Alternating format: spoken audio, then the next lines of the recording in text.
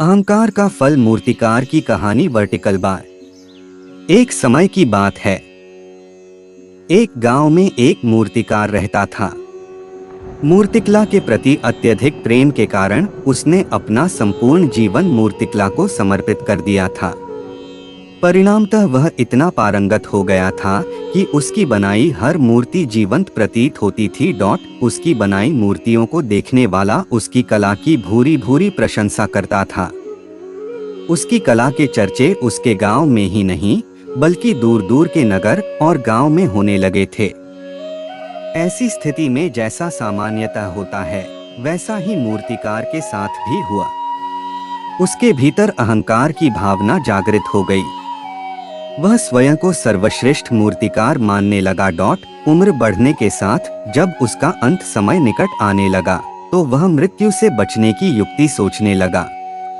वह किसी भी तरह स्वयं को यमदूत की दृष्टि से बचाना चाहता था ताकि वह उसके प्राण न हर सके। अंततः उससे एक युक्ति सूझ ही गई। उसने अपनी बेमिसाल मूर्तिकला का प्रदर्शन करते हुए 10 मूर्तियों का निर्माण किया। वे सभी मूर्तियां दिखने में हूबहू उसके समान थीं।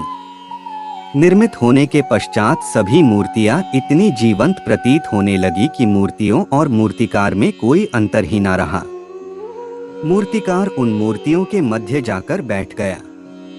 युक्तिनुसार यमदूत का उसे इन मूर्तियों के मध्य पहचान पाना असंभव था। उसकी युक्ति कारगर भी सिद्ध हुई। जब यमदूत उसके प्राण हरने आया तो 11 एक सरीकी मूर्तियों को देख चकित रह गया।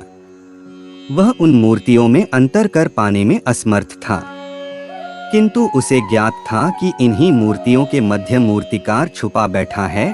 मूर्तिकार के प्राण हरने के लिए उसकी पहचान आवश्यक थी।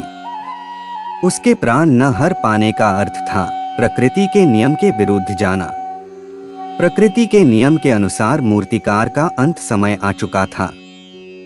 मूर्तिकार की पहचान करने यमदूत हर मूर्ति को तोड़कर देख सकता था, किंतु वह कला का अपमान नहीं करना चाहता था। इसलिए इस समस्या का उसने एक अलग ही तोड़ निकाला। उसे मूर्तिकार के अहंकार का बोध था।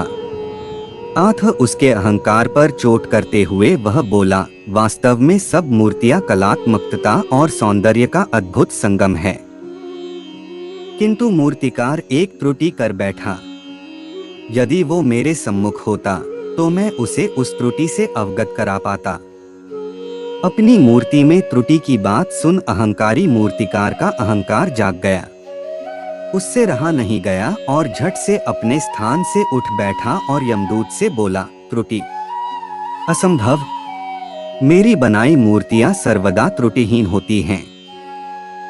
यमदूत की युक्ति काम कर चुकी थी।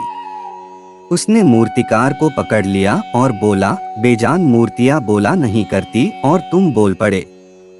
यही तुम्हारी त्रुटि है कि अपने अहंकार पर तुम्हारा कोई बस नहीं। यमदूत मूर्तिकार के प्राण हर यमलोक वापस चला गया। सीख, अहंकार विनाश का कारण है।